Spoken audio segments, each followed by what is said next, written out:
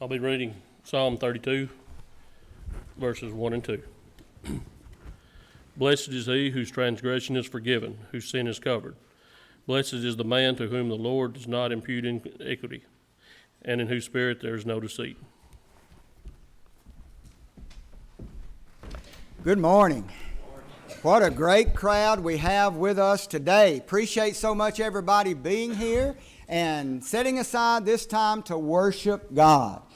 We are, as beautiful as this day is and as great as it is to see everybody's smiling faces, there is, of course, the fact that our dear sister Della Mae Henry passed away last night around 8-ish, a little before, a little after 8, and we're so sorry about that. And we are trusting that God will keep His promises to Della Mae, so that is a happy thing.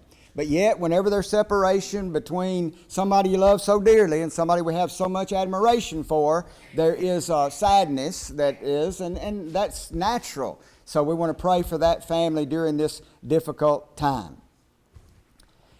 Just as I am, I come. Now, what is a paradox? A paradox is defined this: a self-contradictory statement that sometimes when investigated, it turns out to be true. You know, it's something that just kind of goes against its own grain. I wrote down a few examples of a paradox. The one thing I know is that I don't know anything. That's a paradox. Here's another one. The beginning of the what? End. The beginning of the end. That's a paradox. Deep down, you are really shallow. That's a paradox. Here are the rules. There are no rules. That's a paradox. Less is what? More. Less is more. That don't make sense. You think, well, how can that be? But it's a paradox. Nobody goes to that restaurant. It's too crowded.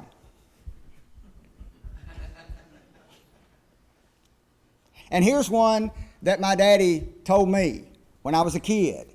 And it's a paradox. Didn't make sense to me then either. Don't go near the water till you learn how to swim. That's a paradox. Just as I am, I come. Now that's something that we want to get to, but what a lot of people is they go through a paradox in their mind.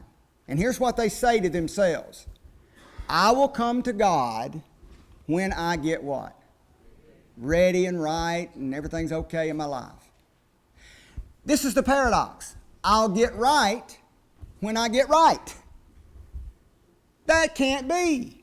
You can no more learn how to swim unless you go near the water. And we see that in our paradoxical lives. You know, I'll get right when I get right. That is a paradox that just won't work. And we need to work through that. And we need to think about this concept of just as I am.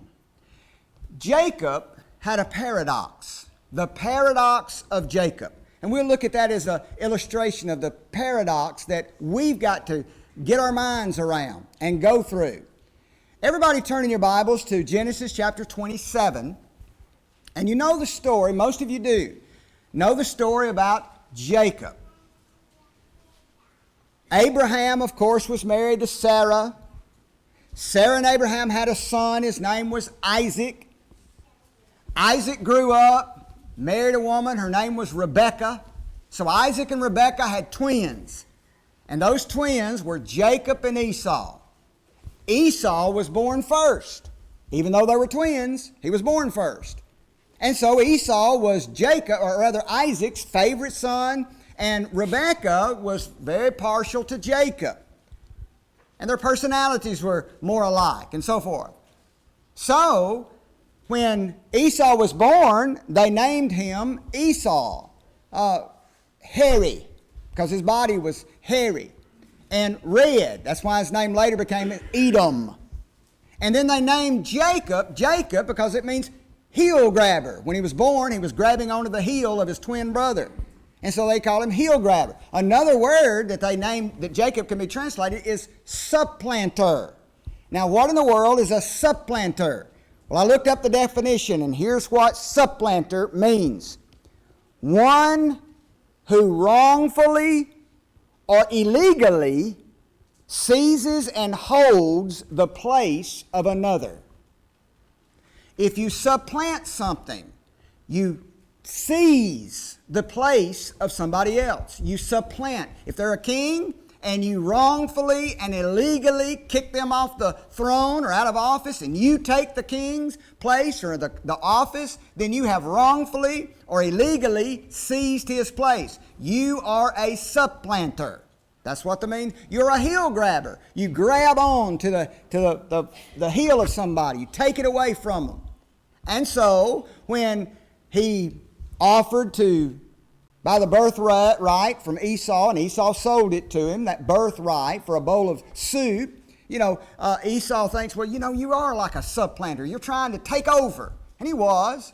And later on when Isaac was old and blind, there in this artist's picture there of Isaac. He can't see, he's blind, he's old, he thinks he's going to die. He actually doesn't. He lives for quite a number of more years, but he thinks he's on his deathbed, and so he wants to give the blessing. Now, the blessing and the birthright are two different things.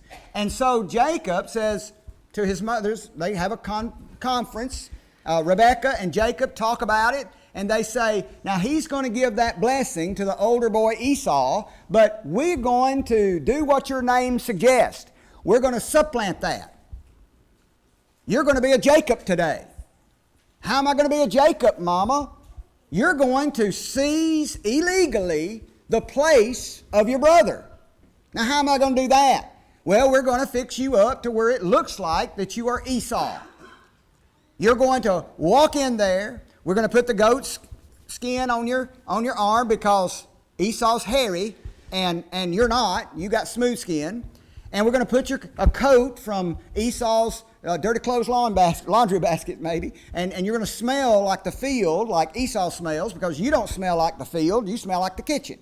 So we're going to fix you up to where you appear to be Esau. And we're going to supplant Esau. We're going to illegally take his place. And so, when Isaac's on his deathbed, blind, and Jacob comes in there, he has got it in his mind, I'm going to illegally seize the place of my brother Esau. I'm going to supplant. I'm going to be a Jacob, is what I'm going to be. Look at Genesis 27, beginning at verse number 18. And he came unto his father, that's Isaac, laying there, and he said, my father. And he said, here am I. Here I am. Who are you, my son? Okay, I've sent Esau to the field, and he's going to make this special stew for me, and he's going to come back, and I'm going to bless him. So Rebekah and Jacob, going to supplant, going to Jacob, and they made a stew up too. They're going to taste sort of like Esau's stew would. And so when he comes in, he goes, okay, I just heard you say, my father. You called me. Okay, that doesn't sound like Esau. Didn't sound like him at all. So I'm going to ask him a question. Who are you, my son? He expects Esau to come in. So who are you? And Jacob, look at verse 19 of Genesis 27. Jacob said unto his father, I am Esau, your firstborn. A flat out lie. I am Esau. I have done according as you badest me. I went out and got the stew, like you told me to. So, because I've done what you told me to do, Isaac, here's what he's telling him. Daddy, arise, I pray thee, sit and eat of my venison. It's not even venison. It's goat meat, you know. But he's lying about the food. He says, sit and eat of my venison, that thy soul may bless me. I want to supplant the office of my brother Esau. So bless me instead of Esau. And you know, According to the story, that's exactly what Isaac did. You know, you sound like Esau, but you feel like, or you sound like Esau or Jacob, but you feel like Esau, and you smell like Esau, so he fooled him. Jacob successfully became a Jacob. He became what his name said he was, a supplanter. But here's the paradox. By not being Jacob, by not saying, I'm Jacob, because he didn't. He said, I'm Esau. He lied. By not embracing who he was, by not admitting that he was a supplanter, by not saying and confessing that I'm a supplanter, I'm Jacob, by not being Jacob, he became Jacob, a supplanter. Isn't that a paradox?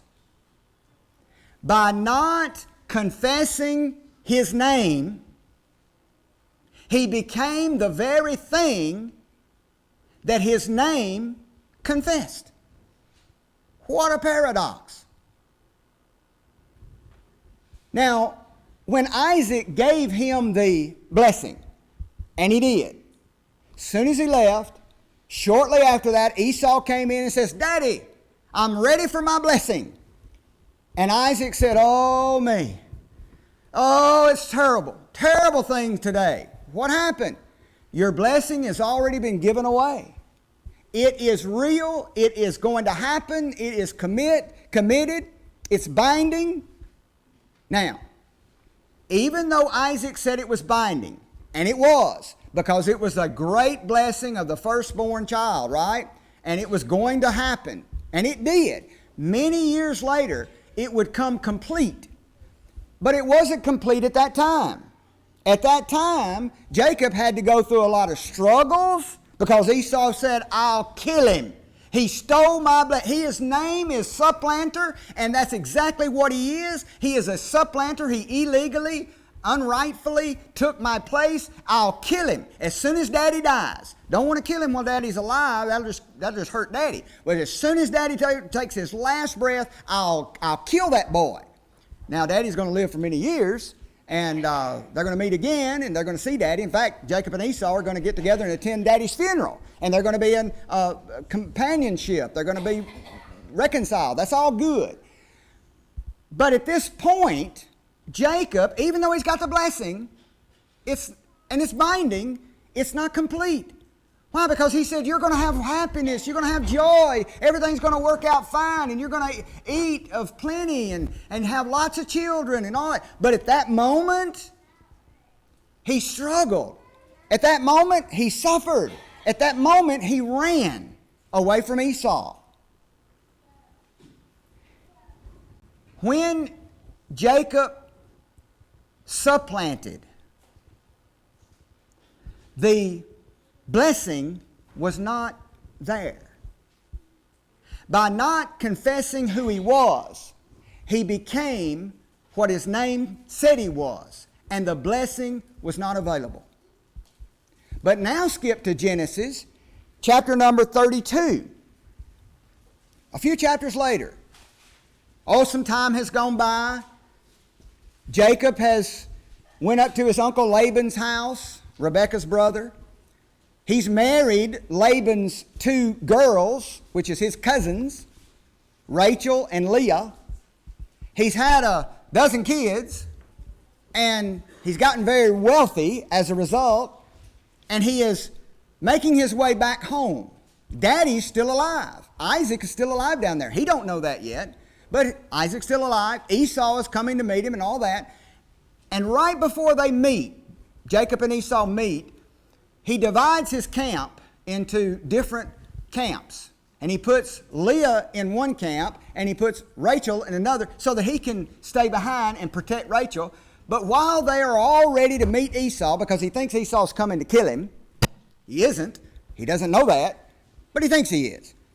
So Jacob, that night, before he knows there's certain death, that Esau's going to bring his men and slaughter his family, he goes across the brook, and he wrestles all night long with an angel.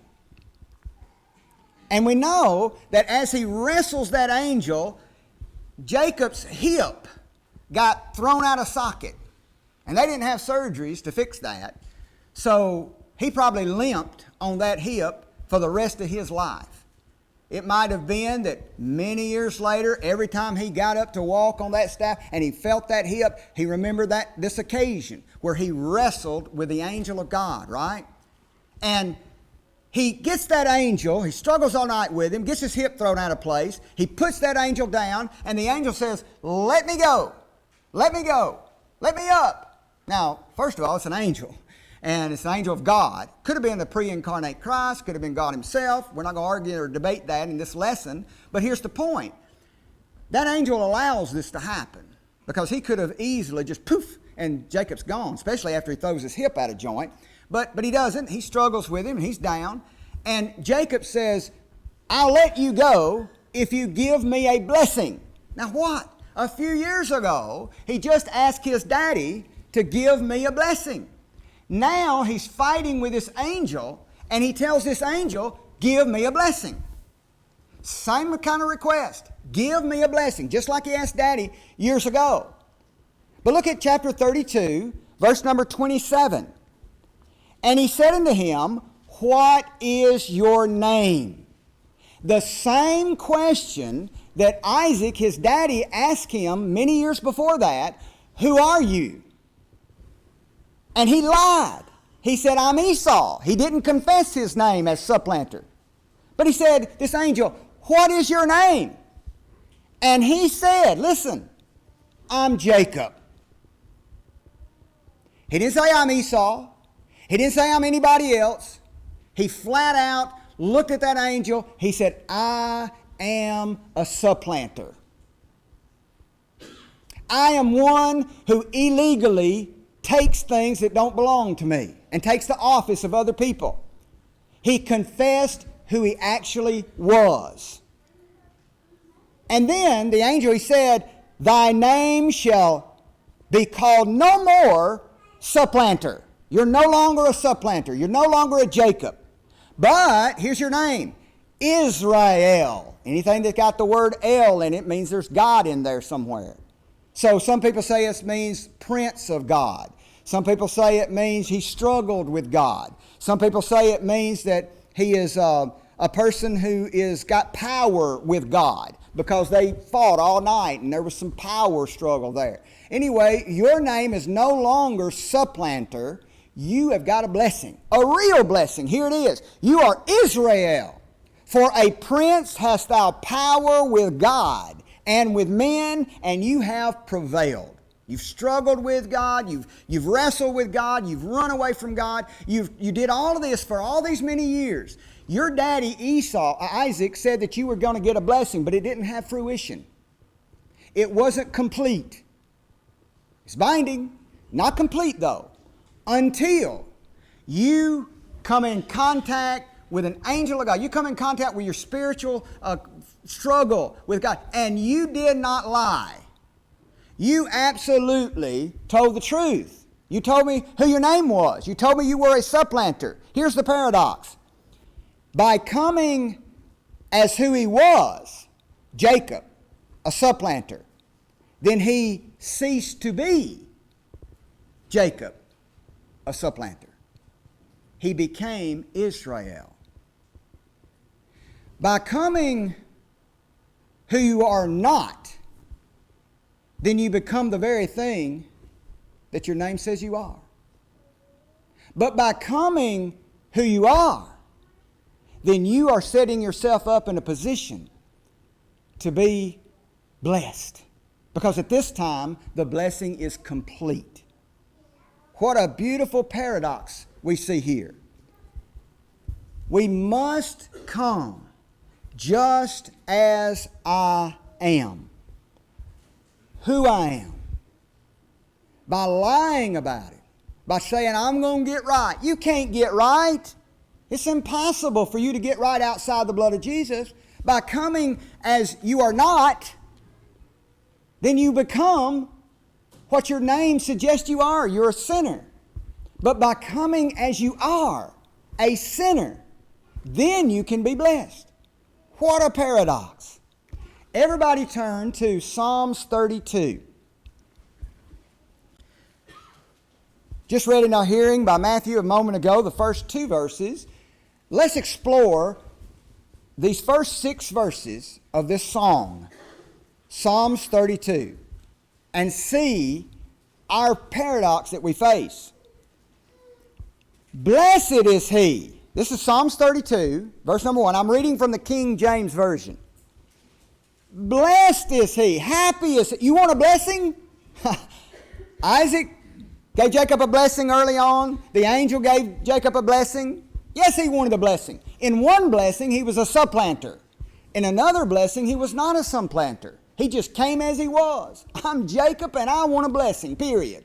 Not trying to trick anybody, not trying to steal anything. I just need a blessing. So if you want a blessing, here it is. Blessed is he whose transgression is forgiven. If you are a sinner, that means transgressed. Blessed are you if your transgression is forgiven, whose sin is covered. Verse 2, blessed is the man unto whom the Lord imputeth not iniquity. And the word impute means he puts it on. You are a sinner. Iniquity means sin, and you have it. But blessed are you when God doesn't account it on you. He doesn't impute it to you. He doesn't attach it to you. He takes it away. And whose spirit there is no guile. The word guile means trickery. Isaac was tricked by the supplanter because he came in to trick him. Somebody who comes to God to try to trick him, then you're full of guile. You're full of sin. And you will not be blessed. You'll become the very thing that you try not to be, which is a sinner. But when you come with no guile, no trickery, you're not trying to lie about nothing. You just come forward and you say, I am a supplanter. And that's what he did with that angel. I'm Jacob. I ain't lying to you. I'm Jacob. A person whose spirit is no guile. You're not trying to trick nothing. Verse 3. Here's what happened. When I kept silent, when I didn't tell anybody what I was, my bones waxed old through my roaring all the day long. That's some poetic language. That is a song. But I felt rotten. And that's exactly what Jacob did when he lied to his daddy to supplant, and he lied about being who he was. I'm Esau, I'm not a supplanter. He became a supplanter, and he had to run. He had to struggle. He had all kinds of problems. He wasn't happy. Laban took advantage of him. Bad things happen. When you keep silent about who you really are, then you're miserable. Your bones wax old through your roaring all the day long. Bad things are happening. Turmoil is in my life. Struggle is in my life. Look at verse 4. For day and night, every day, every night, what? Thy hand was heavy upon me. Oh, I just knew I'm a sinner, and I know who I am, but I'm not going to admit it. I'm going to try to trick the world. I'm going to try to trick God. I'm going to try to get a blessing in some other way by my trickery, by my guile.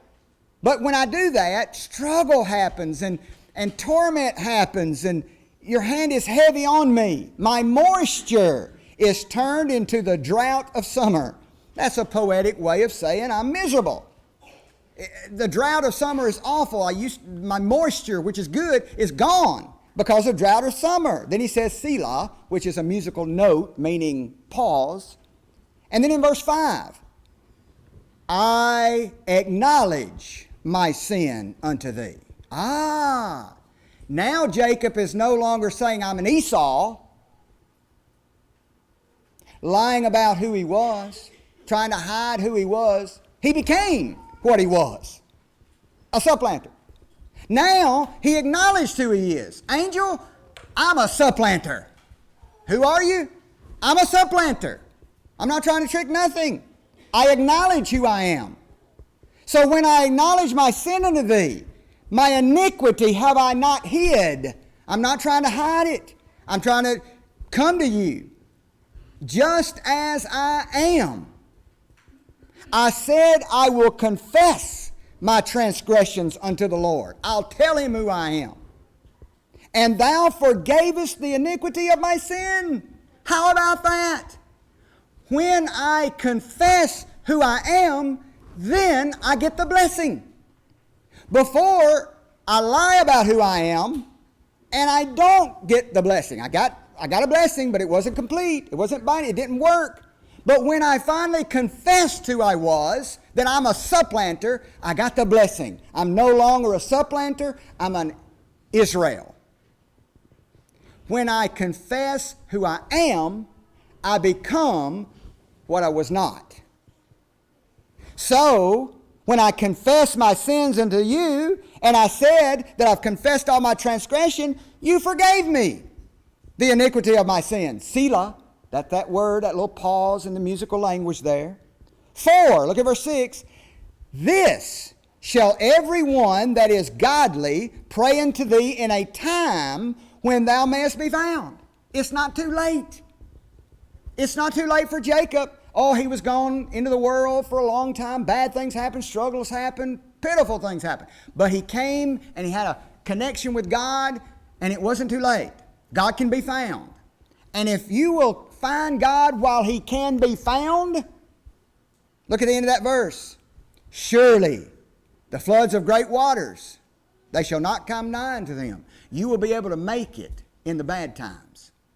Those floods of the floods of life, the terrible things that happen, the turmoil, you won't have to worry about those things. Now, I'm not saying you're not going to experience death, you're not going to experience sickness, you're not going to experience bad physical things, but here's the things. You will put yourself into a blessed position where you won't be touched. You will have the blessing. You will get to go to heaven. Everybody turn to 119 in your hymn books.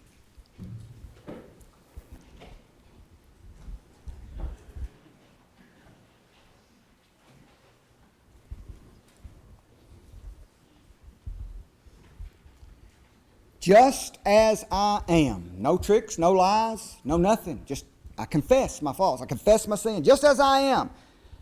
But that thy blood was shed for me, and that thou bidst me to come. That's all I got, is that you died for me and you asked me to come to you. That's it. Look at verse 2. Just as I am, I'm not waiting.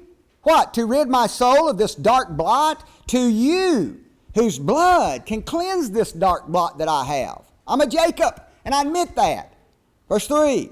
Just as I am, I'm tossed about, just like Jacob was, just like the psalmist said. Your hand is heavy upon me. Many a conflict, many doubts with tears or fears and foes all around me. I've got that in my life. I want to get rid of that. Verse number 4. Just as I am, I'm poor. I'm wretched. I'm blind. Here's what I want. I want sight. I want riches. I want healing of my mind. Yea, all I need in thee to find. I'll get my blessing if I will just confess who I really am. Verse 5 says, just as I am, you'll receive me, just as I am. You'll welcome me, you'll pardon me, you'll cleanse me, you'll relieve me, because I believe your promise. You said you would. So, verse number 6, just as I am, your love unknown. I just can't imagine how much you love me. You've broken all the barriers down that came between me and you. Now, to be yours and yours alone, O Lamb of God, I come. I wrote this down so I would say it right. God cannot bless a false saint, but he can bless a real sinner. If I pretend to be something that I'm not, then I can't be blessed. I'll actually be exposed for what I am. A faker. A false saint. But God can bless a real sinner. Somebody who comes and says, I am a sinner, and I'm sorry, and I come just as I am. That person can become Israel. That person can come blessed. Today, if you're here and you've never been baptized for the remission of your sins, you can be blessed. Oh, I'm going to wait till I get right before I get right. Oh, I'm going to wait till I get everything good in my life before I get everything good in my life. Oh, I'm going to wait till all my blessings come rolling in before I get blessed. They don't work that way. Why don't you come just as you are and see the blessing? While together we stand and sing.